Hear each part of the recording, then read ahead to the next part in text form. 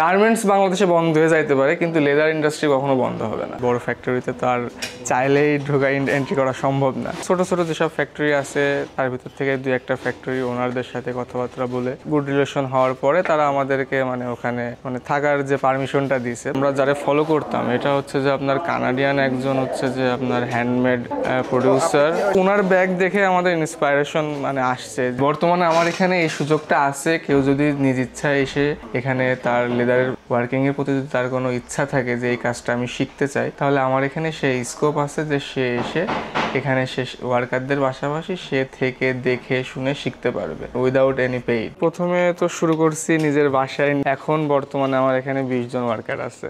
আমি প্রাথমিক দিকে কাজ শেখার জন্য ধরেন 300 ফুট লেদার কিনছি। যতগুলো প্রোডাক্ট মেক করছি তাতে হচ্ছে যে 1-150 ফুট লেদার আমার ইউজ হয়েছে, আর বাদ বাকি 150 ফুট লেদার আমার ওয়েস্টেজ হয়েছে। বড় পাগলামি তো ছিল মনে করেন শুরু করাটাই, কারণ ওই সময় তো আমি পড়ছি ফ্যাশন ডিজাইনিং এ, আমার যাওয়ার কথা ছিল গার্মেন্টস শিল্পে। প্রাথমিক দিকে তো ফ্যামিলি থেকে অনেকটা চায় না, জোর জবরদস্তির কারণে এখানে আসে আর কি। প্রাথমিক দিকে তো ধরেন 200-300 ফুট লেদার কেউ অর্ডার দেয় না, মিনিমাম 2-3 হাজার ফুট লেদার অর্ডার দেওয়া লাগে। ওনারে আমরা অনেক রিকোয়েস্ট করে আমরা হচ্ছে যে 300 ফুট লেদার ওখান থেকে নেই।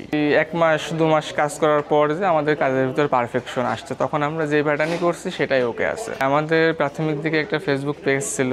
প্রথম যে কাস্টমার আমাদের ছিল উনি ছিলেন একজন অস্ট্রেলিয়ান পার্সন। উনি হচ্ছে যে অস্ট্রেলিয়ান এম্বাসিতে জব করে, সেই সুবাদে উনি বাংলাদেশে থাকে, যার ফলশ্রুতিতে আমরা তাকে ফার্স্ট প্রোডাক্টটা দেই। তো উনি আমাদের প্রোডাক্টটা অনেক পছন্দ করছে এবং বলছে যে আপনারা কন্টিনিউ করেন, ফিউচার আছে। আমরা প্রথমে ভাবছিলাম যে চামড়ার কাপড় অনেকটা একই রকম, কাটবো আর সেলাই করবো, কিন্তু এখানে কাজ করতে এসে দেখি যে আসলে বিষয়টা একই না। কাপড় এক রকমের প্রসিডিওর, এখানে আর এক রকমের প্রসিডিওর। যারা নতুন উদ্যোক্তা আছে তাদের মেইনলি প্রবলেমটা হয় ম্যাক্সিমাম ফ্যাক্টরি কিন্তু ধরেন মিনিমাম কোয়ান্টিটি 200 পিস বা 150 পিস, 100 পিস, এর নিচে কিন্তু কোনো ফ্যাক্টরি প্রোডাকশনে যায় না। আমার এখানে বিভিন্ন ডিজাইনের ব্যাগস তৈরি হয়, তো তারা আমার এখানে এসে আমার ডিজাইনগুলো তারা তাদের পেজের মাধ্যমে শো করতে পারবে। পরবর্তীতে তাদের অর্ডার হয়, ওইটার বেস করে আমি তাদেরকে প্রোডাক্ট বানিয়ে দেবো। বাংলাদেশের যে মার্কেট, এই মার্কেটে এখানে আপনার 50 টাকা থেকে শুরু করে প্রায় আমি 450 টাকা ফুটের লেদারও আমি পেয়েছি।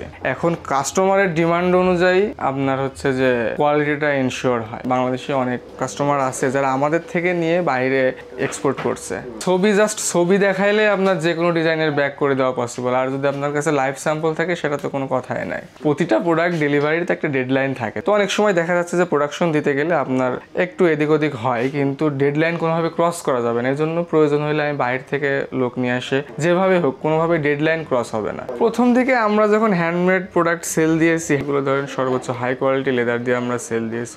যখন আমরা প্রোডাক্টটা সেল দিই আমাদের রেট ছিল প্রায় 15,000 টাকা। এই সেক্টরে যদি কাজ করা যায় তাহলে আপনি দেশীয় মার্কেটের যোগান দেওয়ার সাথে সাথে দেশের বাইরে হিউজ সুযোগ আছে। কোয়ালিটি মেনটেন করার জন্য যা যা লাগবে সেগুলাই করতে হবে। বিশেষ করে লেদারগুলা কোয়ালিটিফুল লেদার সোর্স করতে হবে, কোয়ালিটিফুল ওয়ার্কার রাখতে হবে।